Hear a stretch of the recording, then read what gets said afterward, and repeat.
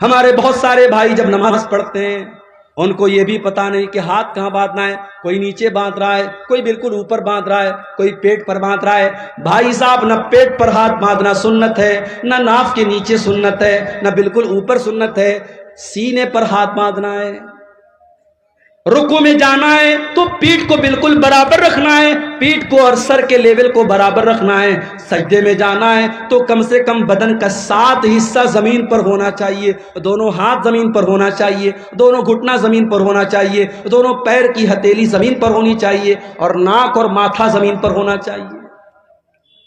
نماز پڑھ رہا ہے آدمی لیکن صحیح طریقے سے نہیں پڑھ رہا۔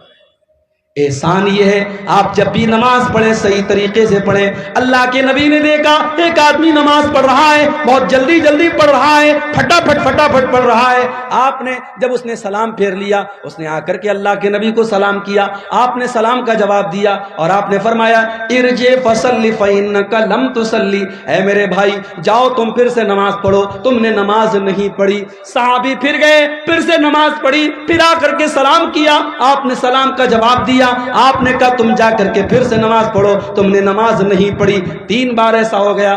صحابی بولے اللہ کے نبی میں تو اپنی طرف سے اچھی نماز پڑھ رہا ہوں، مجھے نہیں پتا کہ اس سے اچھی کیسے پڑھی جاتی ہے۔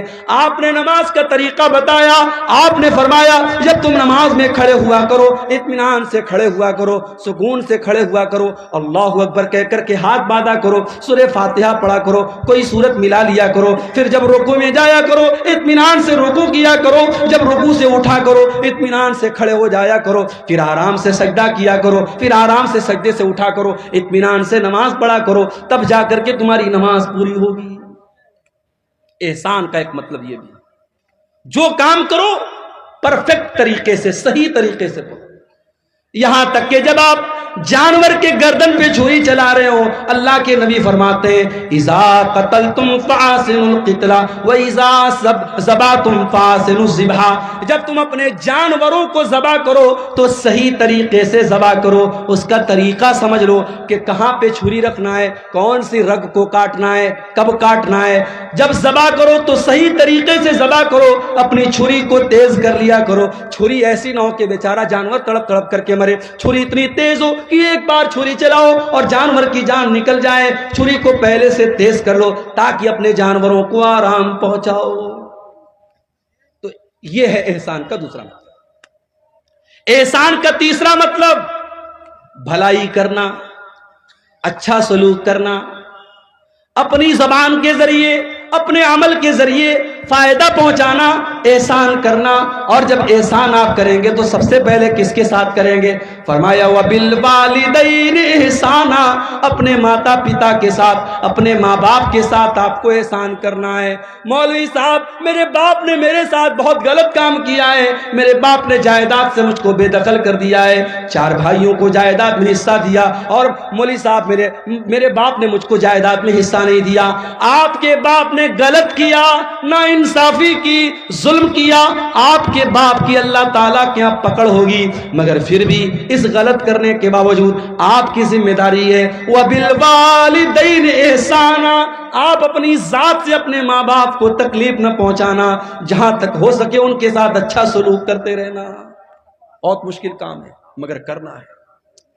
رشتہ داروں کے ساتھ احسان کرنا، پڑوسیوں کے ساتھ احسان کرنا، اپنے آس پاس کے لوگوں کے ساتھ احسان کرنا، ہر مسلمان کے ساتھ احسان کرنے کی کوشش کرنا۔ تو اللہ کو احسان کرنے والے لوگ بہت پسند ہیں۔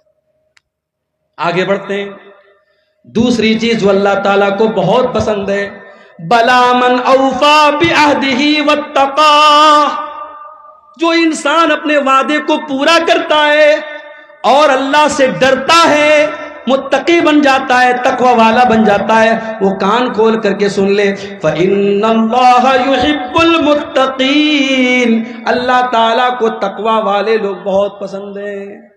تقوی کس کو کہتے ہیں؟ تقوی کا ارتھ کیا ہے؟ تقوی کا مطلب کیا ہے؟ چلیے آپ کو بتا دیتا ہوں۔ تقوی کا مطلب یہ ہے کہ میرے اور گناہ کے بیچ میں ایک رکاوٹ آ جائے، ایک آڑ آ جائے کہ نہیں یار یہ گناہ کا کام ہے، میں نہیں کروں۔ ہمارے اور گناہوں کے بیچ میں ایک رکاوٹ آ جائے، اللہ کا ڈر آ جائے، اللہ کا خوف آ جائے، اسی کا نام تقویٰ ہے۔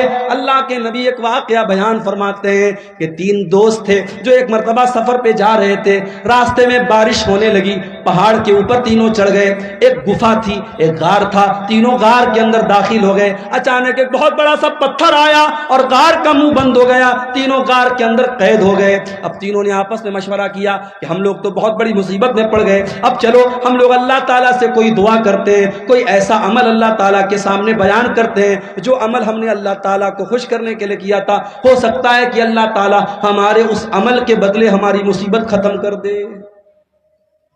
پتہ یہ چلا زندگی میں کچھ نیکیاں ایسی کر کے رکھو کہ جو صرف آپ کو پتا ہو اور اللہ کو پتا ہو، مصیبت پڑنے پر اور آزمائش آنے پر اللہ سے کہہ سکو کہ اے اللہ وہ نیکی میں نے صرف تیرے لیے کی تھی، اللہ کسی کو نہیں بتایا تھا، کوئی نہیں جانتا تھا، اس نیکی کا حوالہ آپ دے سکتے۔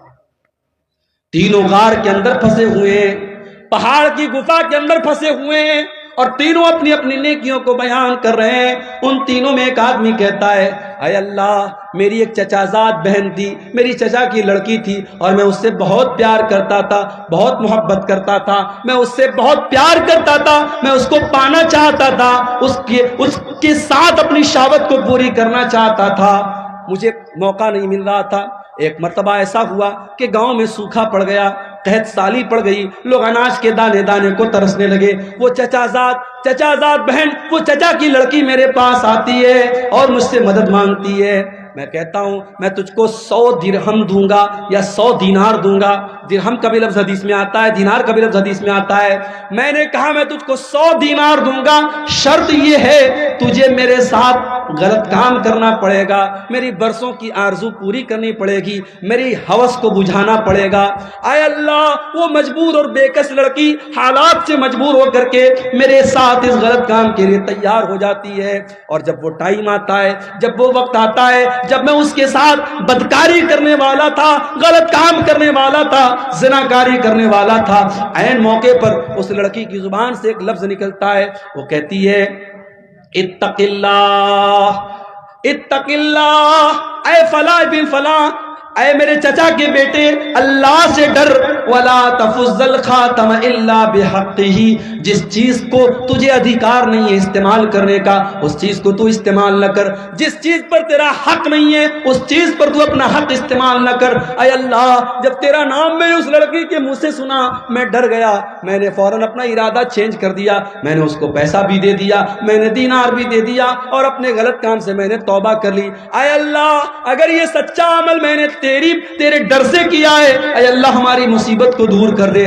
لمبی حدیث ہے، تینوں نے دعا کی، اللہ تعالیٰ نے مصیبت کو دور کر دیا۔ میرے پیارے ساتھیوں تقویٰ اسی کا نام ہے، تقویٰ اسی کا نام ہے۔ ہمارے اور اللہ کی نافرمانی کے بیچ میں اور گناہ کے بیچ میں ایک بیریئر آ جائے، ایک رکاوٹ آ جائے، ایک دیوار کھڑی ہو جائے، اسی دیوار کا نام تقویٰ ہے۔ اسی لیے ایک بہت بڑے امام پیدا ہوئے ہیں، حضرت امام طلق بن حبیب۔ امام طلق بن حبیب کہتے ہیں تقویٰ کا مطلب اور تقویٰ کا ارتھ بتاتے ہوئے کہتے ہیں کہ تقویٰ یہ ہے کہ تم کوئی نیکی کا کام کرو اللہ تعالیٰ کی روشنی میں کرو، اللہ کی روشنی میں تم نیکی کا کام کرو، اور اللہ کے ڈر سے، اللہ کو راضی کرنے کے لیے کرو، اور کسی گناہ سے بچو تو اللہ کے ڈر سے بچو، اور اللہ کی طرف سے روشنی میں، اللہ کی روشنی میں اس گناہ سے بچ جاؤ۔ اور حضرت ابو ہریرہ اور بعض روایات میں حضرت عمر کا نام آتا ہے کہ حضرت عمر فاروق نے حضرت ابی بن کعب سے پوچھا تھا کہ اے ابی بن کعب تقویٰ کس چیز کا نام ہے؟ حضرت ابی بن کعب بھی صحابی ہیں، حضرت عمر بھی صحابی ہیں، صحابی سے پوچھ رہے ہیں کہ تقویٰ کس چیز کا نام ہے؟ حضرت ابی بن کعب کہتے ہیں اے امیر المومنین حل مررت بطریق ذات شوکت، کیا آپ کبھی ایسے راستے سے گزرے جہاں دونوں طرف کانٹے دار جھاڑی ہو، جہاں دونوں طرف کانٹے دار راستہ ہو؟ حضرت عمر نے کہا کہ ہاں ایسے راستے سے میں گزرا ہوں۔ حضرت ابی بن کعب نے کہا ایسے راستے سے اگر آپ گزریں گے تو کیسے گزریں گے؟ حضرت عمر نے کہا اشمر عن ثوبی، اپنا کپڑا سمیٹ لوں گا، اپنے دامن کو بچا لوں گا اور سنبھال کر کے قدم رکھوں گا تاکہ کہیں کوئی کانٹا مجھے چبھ نہ جائے۔ کہا اے امیر المومنین، یہی تو تقوی ہے، یہی تو اللہ کا ڈر ہے۔ چاروں طرف شیطان کے بچھے ہوئے کانٹے، خواہشات کے کانٹے، اچھاؤں کے کانٹے، شیطان نے چاروں طرف کانٹے بچھا دیے اور ان کانٹوں سے اللہ کے دین پر بچتے ہوئے چلتے چلے جانا، اسی کا نام تقوی ہے۔ میرے پیارے ساتھیوں، دین کے اوپر چلنا آج کے دور میں آسان کام تو نہیں ہے۔ آپ دین پر چلیں گے، دنیا آپ کا مذاق بھی اڑائے گی، آپ کے ماں باپ بھی آپ کے خلاف ہو جائیں گی، آپ کی بیوی بھی آپ کو تانا مارے گی، آپ کے سماج میں بھی آپ کو لوگ بہت برا بھلا کہیں گے، مگر آپ کو تقویٰ کے راستے پر چلتے چلے جانا ہے۔ جو صحیح ہے، جو اللہ کی نظر میں بہتر ہے، جو اچھا ہے، ہمیں وہی کام کرتے چلے جانا ہے۔ ارے پبلک کو خوش کرنے کے چکر میں نہ پڑو، پبلک تو کبھی آپ سے خوش نہیں ہوگی، لوگ تو کبھی آپ سے خوش نہیں ہوں گے۔ جب آپ مر جائیں گے، جب آپ کا انتقال ہو جائے گا، آپ کی قبر پہ جب لوگ مٹی دینے آئیں گے، لوگ کہیں گے یار بڑا اچھا انسان تھا، بڑا نیک انسان تھا۔ لوگ آپ کی تعریف آپ کی زندگی میں بہت مشکل سے کریں گے۔ میرے پیارے ساتھیوں، لوگوں کو خوش کرنے کے چکر میں نہ پڑنا، اللہ کو خوش کرنے کے چکر میں پڑنا۔ اسی لیے ایک مرتبہ حضرت معاویہ رضی اللہ تعالیٰ عنہ نے حضرت عائشہ کو خط لکھا اور کہا کہ اے اماں عائشہ، مجھے کوئی مختصر سی نصیحت کر دیجئے جو میرے کام آئے۔ تو حضرت عائشہ نے اللہ کے پیارے نبی کی حدیث لکھ کر کے بھیج دی۔ کہا اے امیر معاویہ، میں نے اللہ کے پیارے نبی کو یہ فرماتے ہوئے سنا ہے، من التمس رضا اللہ فی سخط الناس، جو انسان اللہ تعالیٰ کو راضی کرتا ہے، لوگوں کو ناراض کر کے اللہ کو راضی کر لیتا ہے، اللہ کو خوش کر لیتا ہے، ایسے انسان کے لیے اللہ تعالیٰ کافی ہو جاتا ہے، اللہ اس کی مدد کرتا ہے۔ وَمَنِ الْتَمَسَ سَخَطَ اللَّهِ بِرِضَى النَّاسِ، اور جو اللہ کو ناراض کر کے لوگوں کو خوش کرنے کے چکر میں پڑ جاتا ہے، اللہ ایسے بندے سے روٹھ جاتا ہے اور اللہ اس کو لوگوں کے حوالے کر دیتا ہے۔